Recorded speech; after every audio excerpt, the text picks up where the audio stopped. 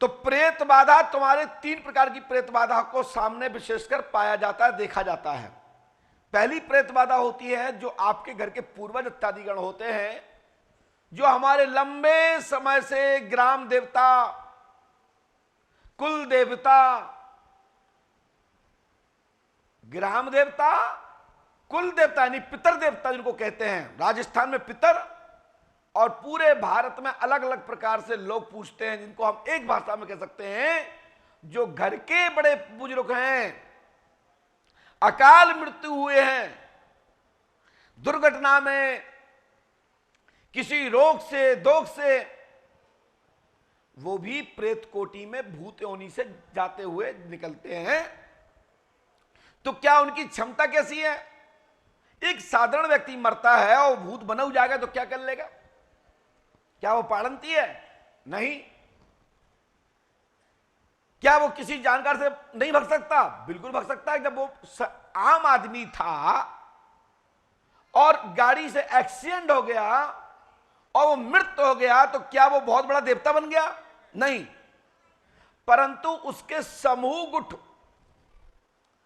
उस समूह में अच्छे किसी देवंत के अंतर्गत आ जाता है, अच्छे किसी पूर्वज से जुड़ जाता है, किसी देवता के थान से जुड़ जाता है, तो उसके अंदर वो संस्कार प्राप्त हो जाते हैं, वो शक्तिमान बन जाता है।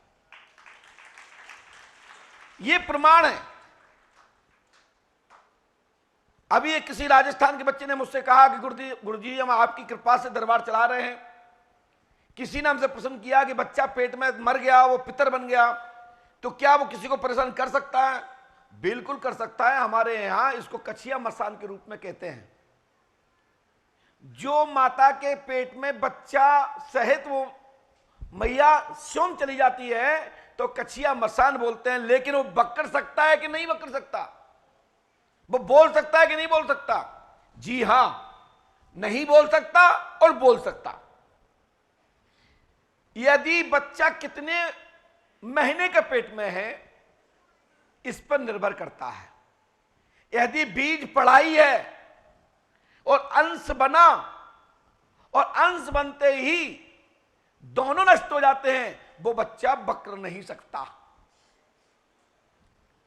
हमारे साधकगण सुन रहे हैं, यदि बच्चा तुम्हारा 5.5 महीने या 7 महीने 9 महीने का है तो बच्चा पेट में सुनता है।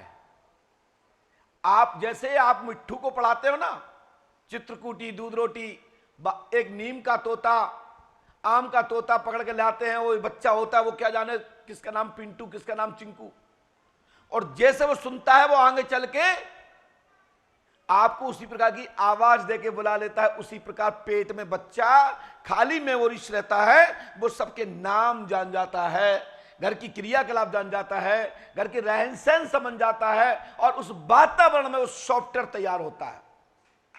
इसका नाम हमने क्या दिया नया भाषा में? सॉफ्टवेयर।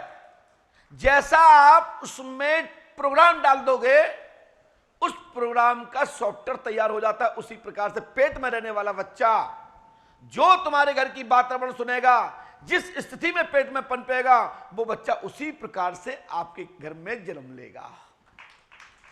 यदि आपके घर में तनाव, कलेश, ईर्ष्यावादी बातें होती नहीं होंगी तो वो बच्चा उद्दंड, उपद्रव मचाने वाला बच्चा होगा, जिसको राक्षस भी कहा जा सकता है।